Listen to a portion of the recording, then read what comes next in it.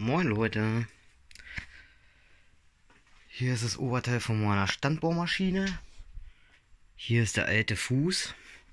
Was mich immer gestört hat, war, dass man hier nicht so viel Ausladung hat, wenn das Ding da oben drauf ist. Habe jetzt bei eBay Kleinanzeigen Restrohr gekauft für 5 Euro. Da ist es. Der Witz an der ganzen Geschichte ist,